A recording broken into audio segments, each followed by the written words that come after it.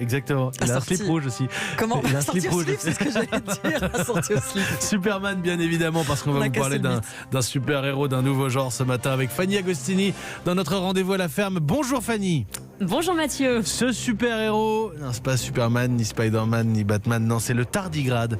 Vous n'en avez peut-être jamais Bien entendu supérieur. parler, et pourtant, on le trouve dans nos jardins et il fait actuellement rêver la médecine. On vous écoute, Fanny. Complètement. Alors c'est un animal que je vais vous décrire. Il a vraiment des super pouvoirs. Il est assez peu connu et pourtant il est capable de prouesses. Il peut résister à des températures inférieures à moins 200 degrés.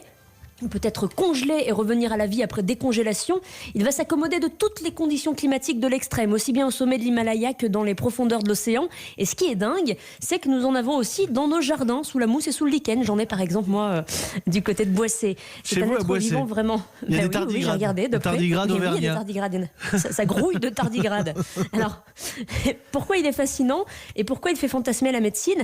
On l'étudie notamment pour en tout cas essayer d'enrayer la lutte contre le cancer, parce que en regardant de près le tardigrade, eh bien, on pourrait régler le problème de la dégradation cellulaire. C'est ce que nous apprend en tout cas cette petite bébête. Il paraît aussi que cet animal serait capable lui-même de réparer son propre ADN.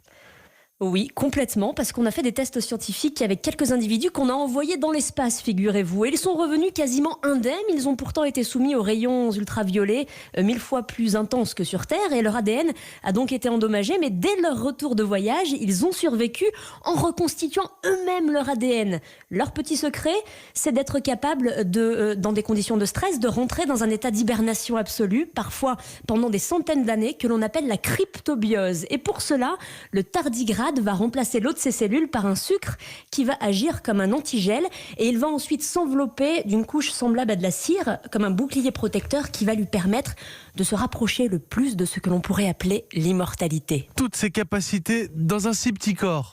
Il est minuscule, il fait à peine 1 millimètre. Alors c'est vrai que physiquement il est un c'est petit pas peu grand, bizarre. ouais. Je vous invite à regarder quand même sa petite photo sur internet. Il est assez laid, faut bien le dire. On dirait un insecte cuirassé qui porterait un masque à gaz. Le tardigrade qui repousse encore un peu plus loin les limites de l'extraordinaire dans la nature. Et il y en a partout des tardigrades. Bah ouais, on dirait un monstre de Star Wars, un truc comme ça. Mais ça fait qu'1 millimètre, ça. Bon, c'est tout petit, a priori, on n'aura pas le temps d'en avoir peur. On apprend des choses au contact de la nature tous les matins avec vous, Fanny Agostini. C'est notre rendez-vous à la ferme.